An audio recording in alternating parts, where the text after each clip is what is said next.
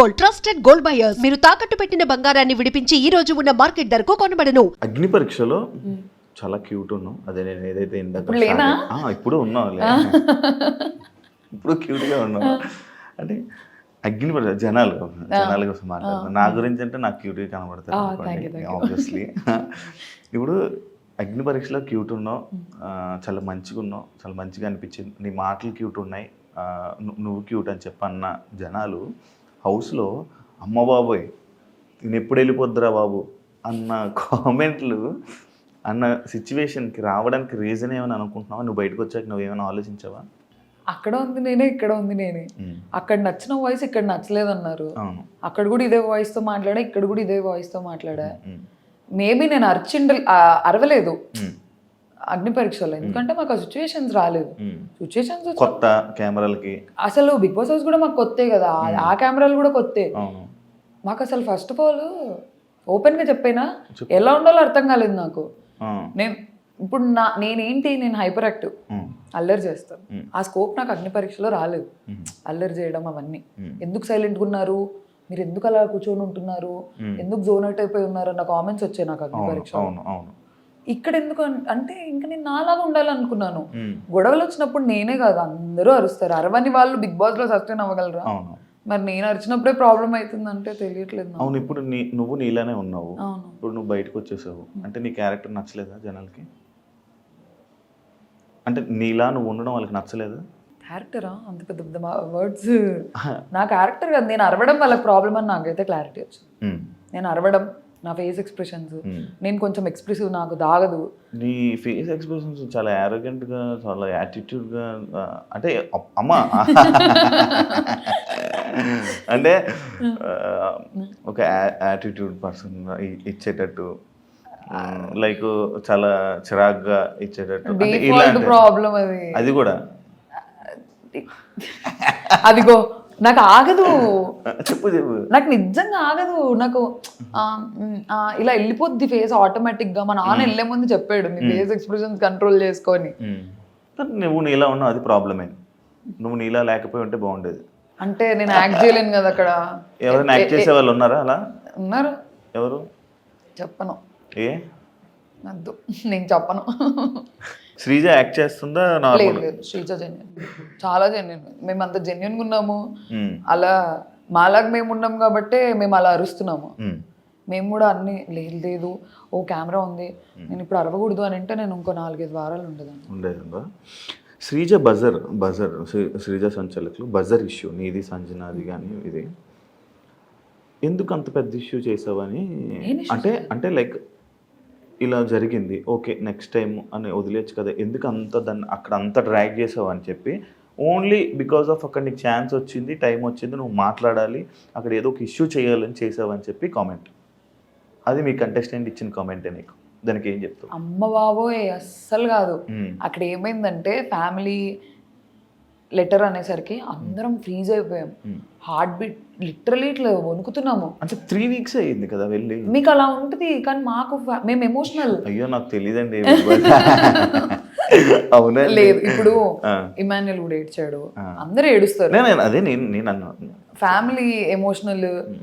అది ఏదో captaincy contender అయి ఉంటే మేము అసలు అంత ఎమోషనల్ అయ్యే వాళ్ళం కాదు. ప్రతి ఒక్కరు ఏడ్చేశారు. ఫ్యామిలీ నుంచి లెటర్ అనేసరికి సంజన గారు ఏడ్చారు, సుమన్ ఏడ్చేశారు, లైన్ గా ఇమాన్యుల్ ఏడ్చారు, తనుజకి ఏడ్చింది. నేను ఏడవాలా వద్దా నాకు అసలు అర్థం కావట్లేదు. ఫ్యామిలీగా ఏం వచ్చింటది, ఏం చేస్తున్నాను, టెన్షన్ వచ్చింది.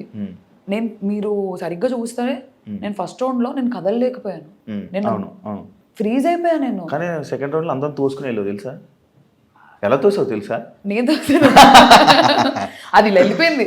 అదే ఇటొకరిని ఎగరేస్తున్నాడు. యాక్చువల్లీ సంజన చెయ్య బజర్ మీదకి వెళ్ళలేదు. శ్రీజ ఏం చూసిందో నాకు తెలియదు కానీ సంజన చెయ్యి ఓన్లీ హుడ్ మీద ఉండిపోయింది, చెక్క మీద అలాగా ఆగిపోయింది. బజర్ మీదకి పూర్తిగా వెళ్ళింది చెయ్యి నీదే. అండ్ మోర్ ఓవర్ అక్కడ చెప్పా కదా ఫ్యామిలీ ఎమోషన్. తనుజక్క రౌండ్ అప్పుడు నేను పక్కకి వెళ్ళి ఏడ్చాను.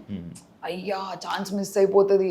నాకు ఒక ఐడియా ఉండే, పోను పర్సెంటేజ్ పెంచేస్తారు, లాస్ట్ లో ఉన్న వాళ్ళు ఛాన్స్ ఉండదు అని క్లారిటీ నాకు ఉంది. తనుజక దాంట్లో పోయింది. అప్పటికే ఎమోషనల్ అయిపోయి నేను ఏడ్ చేసా, నాకు పానిక్ అటాక్ లాగా అయిపోయింది, అది రాలేదు, ఊపిరాడలేదు నాకు. నాకు అసలు నేను ఫ్యామిలీ గురించి ఎంత ఎమోషనల్గా ఉంటాను నాకు అక్కడికి వెళ్ళిన తర్వాత తెలిసింది. నేను అసలు ఎమోషనల్గా అలా ఉండను, అలుగుతా అన్ని చేస్తా కానీ ఏడ్ చేసి అంత చేయను. ఓహో నా వీకెస్ట్ పాయింట్ నా ఫ్యామిలీ నా ఫ్రెండ్స్ అని అప్పుడు అర్థమైంది నాకు. అవును, స్టార్టింగ్ వెళ్ళంగానే కూడా ఏడ్చావు కదా ఫ్రెండ్స్ కోసం. అసలు అది కూడా కొంచెం ఎందుకు వెళ్ళిన ఒక్క రోజుకి ఎందుకు అంతా ఏడ్చావు దాని మీద కూడా కొంచెం. అప్పుడే యాక్చువల్లీ నీకు నెగిటివిటీ స్టార్ట్ అయ్యింది అక్కడ నుంచి. ఏడవడం నెగిటివిటీ అంటే వెళ్ళిన వెంటనే ఫ్రెండ్స్ అని ఫ్యామిలీ అని అప్పుడే మిస్ అయిపోతున్నానని ఏడవడం. అది నా లైఫ్లో నేను ఎప్పుడు హాస్టల్లో మమ్మీ వాళ్ళకి అలా దూరంగా లేను. హాస్టల్లో లేను, హైదరాబాద్లో ఉన్నాను కానీ ఫోన్ ఉంటుంది కదా. నేను ఎలా ఉంటానంటే ఏదర్ మమ్మీతో మాట్లాడుతుంటా, లేదంటే డాడీతో మాట్లాడుతుంటా, లేదంటే ఫ్రెండ్స్తో మాట్లాడుతుంటా, కంటిన్యూ కాల్స్లో ఉంటా. నాకు నా వరల్డ్ సరౌండ్ అవుతుంటుంది, కాల్స్, ఫ్రెండ్స్ చుట్టూ, ఫ్యామిలీ చుట్టూ. కొంచెం డిపెండెంట్ పర్సన్ని, క్లోజెస్ట్ సర్కిల్ ఉంది నాకు, చాలా ఇంపార్టెంట్ అది.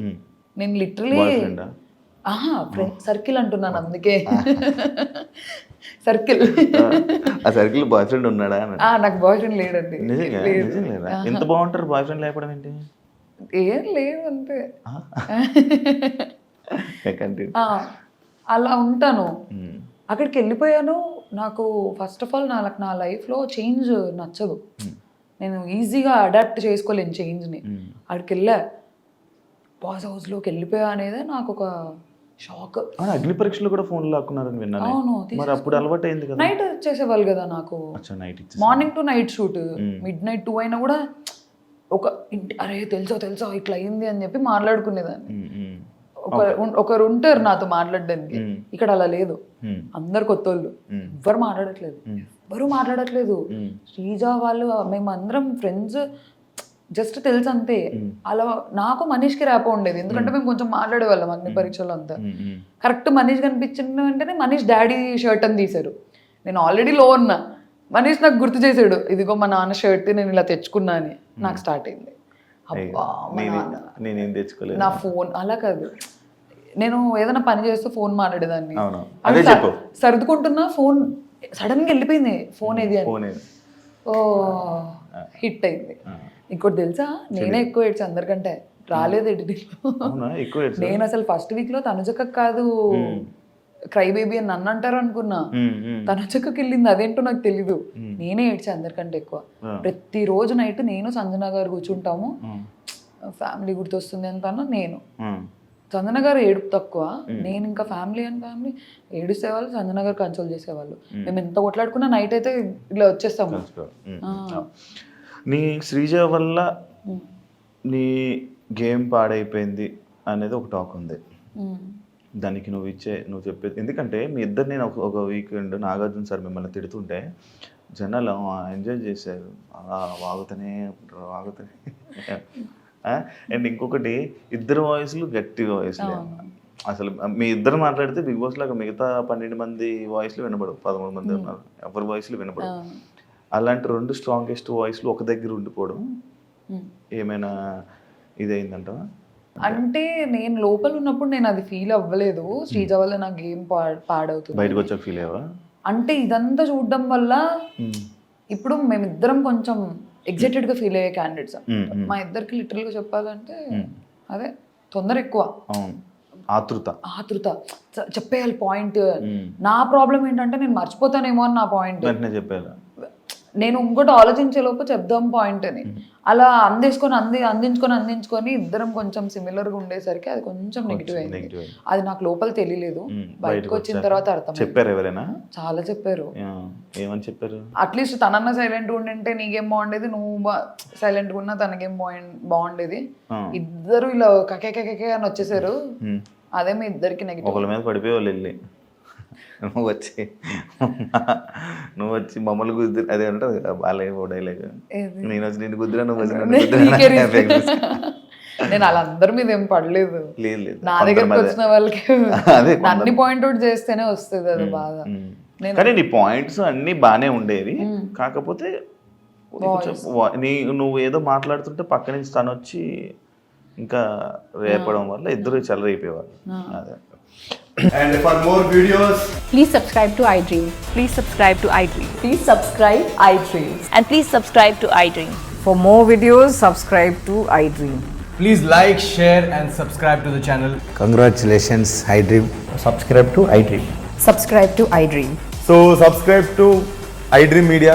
iDreamకి iDream టీమ్ అందరికీ huge congratulations. Please subscribe iDream Media. Please subscribe to iDream. Subscribe iDream. Please subscribe to iDream. iDream అంటే నా కళల ఛానల్ను సబ్స్క్రైబ్ చేసుకున్న నోరు తిరుగుతలేదు, మీరైతే గంట గుర్తు కొట్టండి. For more such videos, please subscribe to iDream. Subscribe to iDream. Please subscribe to iDream. Please subscribe iDream Media. Please do subscribe to iDream. Please subscribe to iDream Media. For best entertainment and information please subscribe iDream. And don't forget to subscribe to iDream.